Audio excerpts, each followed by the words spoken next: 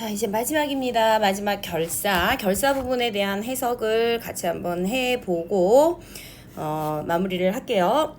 자, 우리가 본사까지는 계절의 흐름에 따라서 사랑하는 사람에 대한 어떤 정성, 그런 것들을 표현한 내용들을 봐왔는데, 마지막 부분에서는 마무리하겠지. 자, 어떻게 마무리되고 있는지 볼게요. 하라도 12대. 하라도는 당연히 하루대. 하루도 12시간. 12대. 이게 뭐냐면은요, 조선시대에는 자축, 인묘, 진사, 오미, 신유, 술해 해서 12간지로 그 시간을 나누었잖아요. 그래서 12대가 되는 거예요. 그리고 하루도 12대, 한 달도 30날, 30일. 적은 덧 생각 마라. 적은 덧은 잠시라도 생각 마라. 이 시람 니자 하니. 이 시람은 시름이야. 이 시름을 니자 하니, 이자 하니. 마음에 맺혀 이셔 골수에 깨트시니.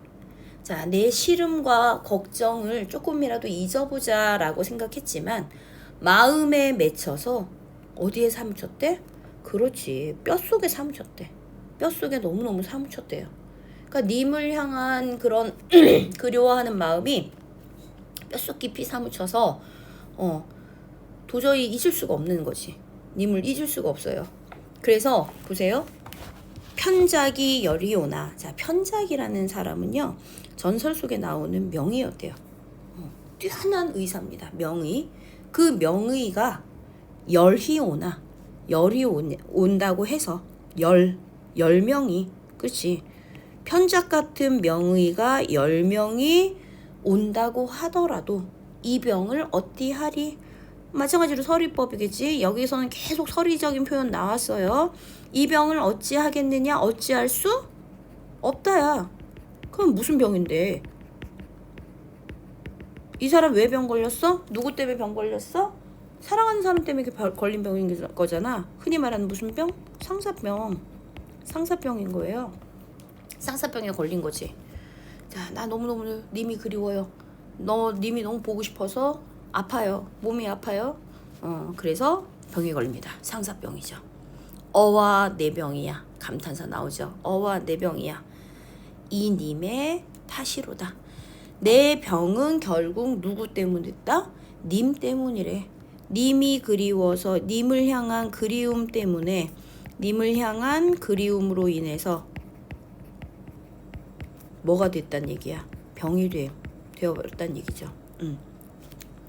차라리 시어디어는 차라리 뭐 해서? 죽어서.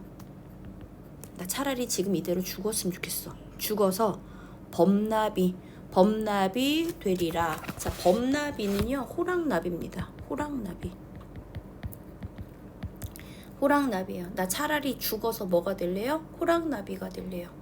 호랑나비가 되어서 꽃나무는 꽃나무입니다. 꽃나무 가지마다 간대족족 앉니다가, 꽃나무 가지마다 여기저기 앉아서 다니다가 향 묻힌 날래로라는 말의 뜻은 날개로.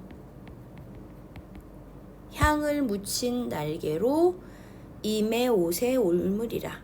옷에는 옷에예요. 임의 옷에 옮겨가리라. 님이야 날인 줄 몰아셔도 내 님 조차려 하노라. 자, 님이야. 님은 날인 줄 몰아셔도, 나인 줄 몰라도, 님은 나인 줄 몰라도 나는 님을 조차려 하노라. 쫓다가 아니라 줬다라고 돼야 되겠죠? 님을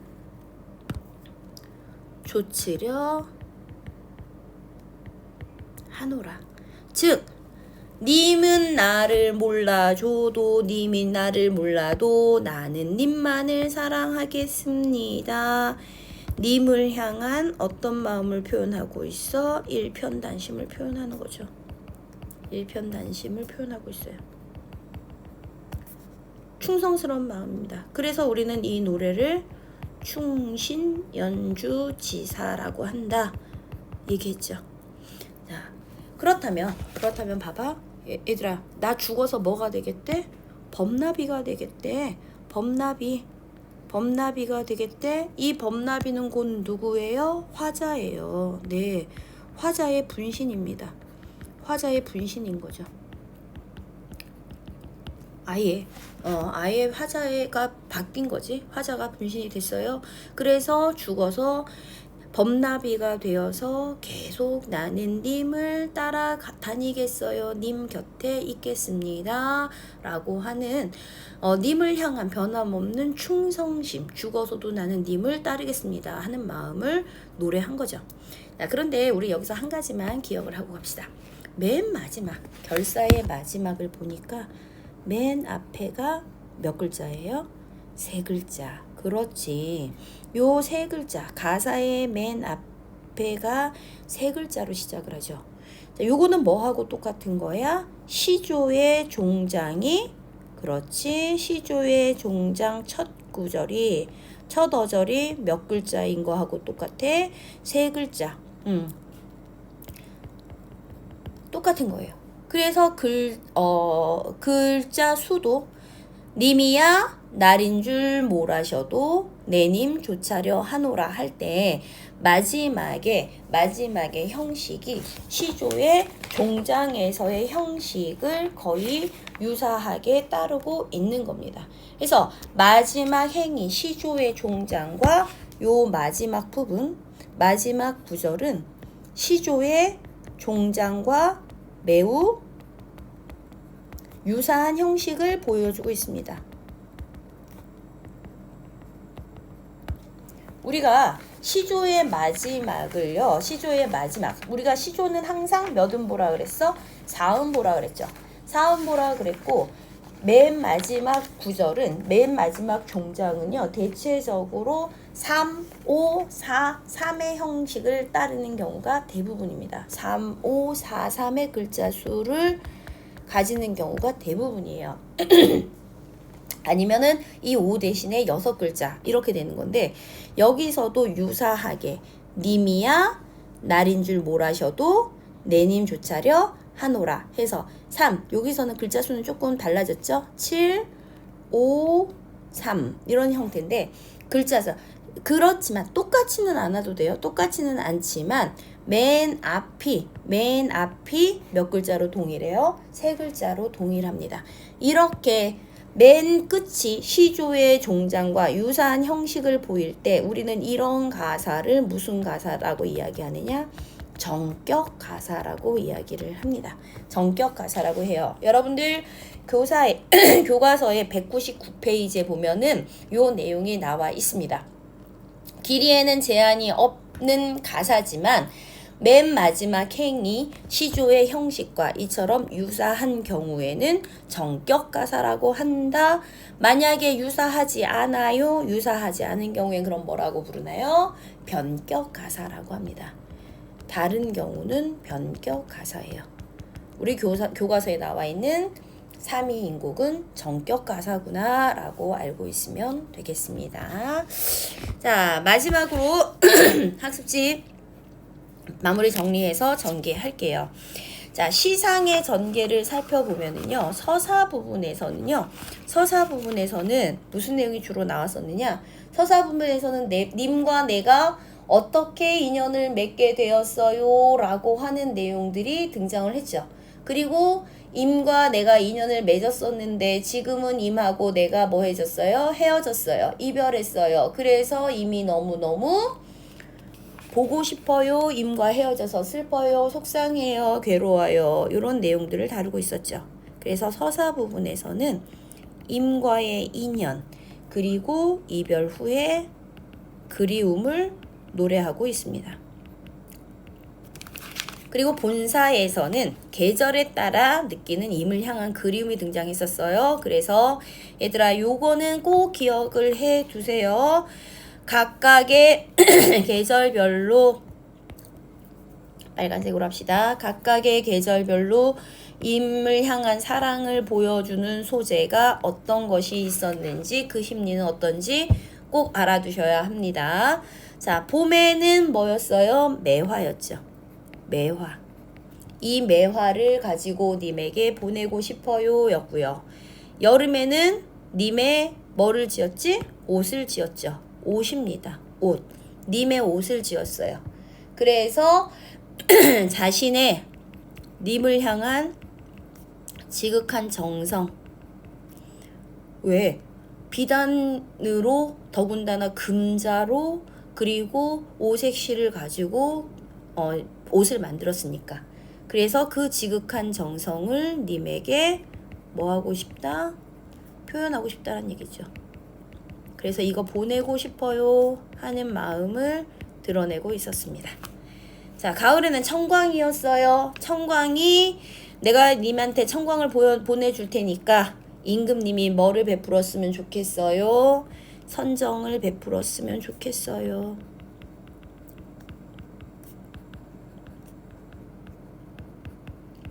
그래서 선정을 베풀기를 바라는 마음이 담겨 있습니다. 자, 마지막 겨울입니다. 겨울에는 양춘이었죠. 양춘을 님에게 보내고 싶어요. 양춘은 봄볕이었고요. 그것은 이미 뭐 할까봐 걱정스러워. 추울까봐 염려되는 마음이었습니다. 자, 학습지로 한번 가볼게요. 이 작품을 소리내어 끊어 읽어야 할 곳에 슬래시를 하면은 몇 마디로 끊어 읽을 수 있나요? 우리 이거 이미 알고 있잖아. 그치? 몇 음보라고 했느냐? 4음보라고 했죠. 4번에 끊어 읽는 4음보의 문장입니다. 4음보. 가사는 기본적으로 4음보다 라는 얘기를 했었고요.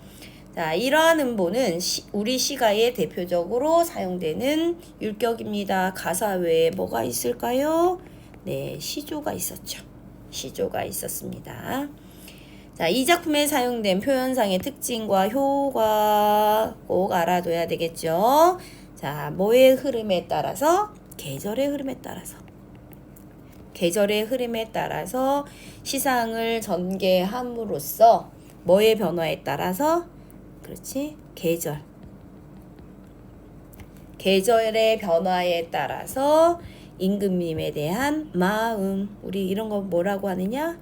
연군이라고 합니다. 연군의 정을 절묘하게 표현해 냈습니다.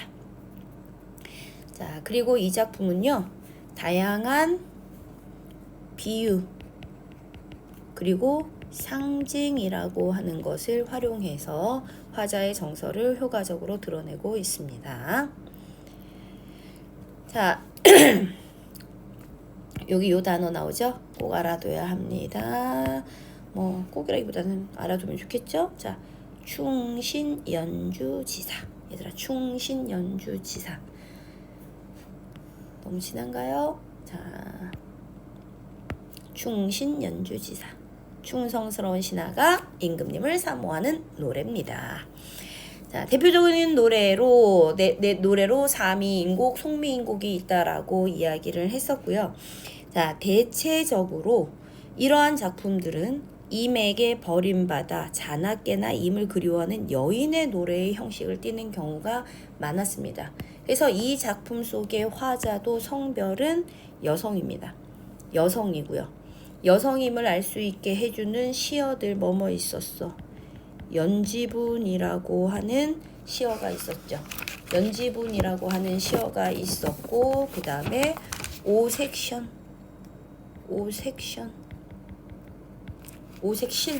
남자들이 실 갖고 있을 일은 없잖아. 그치? 그 다음에 금자. 이런 것들, 옷을 지어낸다라고 하는 것 자체가, 옷을 지어낸다라는 것 자체가 바로 여인들이 하는 행동이었으니까 원앙금도 비슷한 맥락에서 생각할 수가 있을 것 같아요. 이런 걸 통해서 여성임을 알 수가 있습니다. 자, 여성이 화자가 되었을 때의 효과는 뭐냐면요, 먼저 우리가 대체적으로 애절하고 슬픈 마음을 가지는 것은 남성보다는 여성이잖아요. 그래서 애절한 마음, 이러한 애절한 마음을 훨씬 더 남성일 때보다는 효과적으로 드러낼 수 있다라고 하는 것이 장점이고요. 물론 얘들아 요즘에 양성평등적인 입장에서는 여자만 애절하진 않아요 할 수도 있습니다. 그 다음에 자신이 임금을 그리워하잖아요. 임금을 그리워하는 마음을, 중요한 거는 화자가 그냥 여인이 아니라 버림받은 여인이잖아. 버림받은 여인에 비유함으로써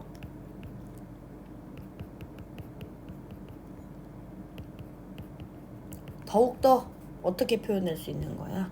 애절하게 드러낼 수가 있는 거죠.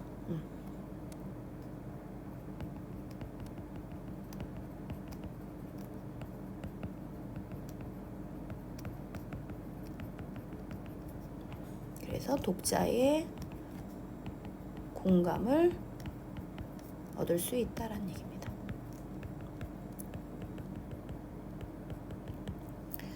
즉, 사랑하는 사람을 향한 버림받은 여인의 슬픈 마음을 이 버림받은 신하의 마음으로 비유하여 표현한 겁니다. 자, 이 작품에서 니은에 대응되는 구절을 써봅시다 했는데요. 대응되는 구절은 창평에서 머물다가 이제 버림받아 왔어요. 버림받아서 유배했어요 하는 내용은요.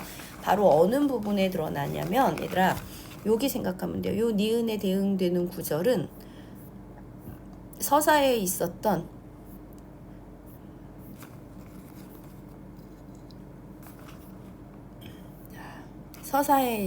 요 구절. 엊그제 님을 매셔 광한전에 올랐더니 그뎌대 어띠하야 하계에 내려오니, 요 부분으로 생각하면 된다. 요 부분이 바로 유배를 오게 되었다라는 화자의 상황을 드러내고 있는 거죠. 자, 여기다가는 그냥 광한전에서 하계 내려왔어요. 요 구절로 생각을 하면 되겠습니다. 자, 마지막 내용 정리 갑시다. 내용 정리 가면은요, 임을 향한 일편단심, 나는 님을 너무너무 사랑해요, 임금님만 사랑해요 라고 하는 거고요. 이거를 우리는 한자로 뭐라고 할 수 있느냐, 연군지정이라고 합니다. 연군지정. 해서 충신 연주지사고요. 성격은 여성적인 목소리로 이야기를 하고 있고요.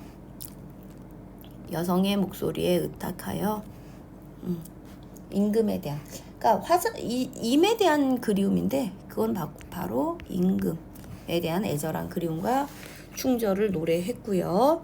본사는 뭐의 흐름에 따라서? 계절의 흐름에 따라서 시상을 전개한 겁니다. 자, 작품의 사상적인 배경을 살펴보면은요, 이 작품에는 유교, 불교, 그다음에 무슨 종교? 그렇지, 도교가 함께 들어갑니다. 임에 대한 변함없는 충성심을 강조하고 있어요. 충성심을 강조한 것은 바로 유교에서의 가장 중요한 사상인 거죠. 그래서 임에 대한 변함없는 사랑, 이것은 곧 충을 강조한 거고요. 그 다음에 죽어서 나는 법나비가 될래요. 그래서 임을 만날 거예요. 무슨 사상이야? 윤회 사상이죠. 윤회 사상이 드러나고 있습니다. 자, 가사의 특징 마지막으로 정리할게요. 가사는 3사조 또는 4사조의 연속체로 몇 음보를 기본으로 하느냐? 4음보를 기본으로 합니다. 그래서 대체로 서사, 본사, 결사의 짜임을 가지고 있다라고 했고요. 마지막 4음보가 종장처럼 3호, 4,3의 음수율을 가졌을 경우에는 정격 가사라고 합니다. 그리고 그렇지 않은 경우에는 변격 가사예요. 그 다음에 조선 초기에는 자연 속에서의 생활이나 아니면 요 삼이인곡처럼 연군지정을 다룬 노래들이 많았습니다. 하지만 후기로 가서는 실생활과 관련된 내용들이 많아졌어요. 자, 여기까지 좀 숨가쁘게 여러분들 3위인곡을 달려왔습니다.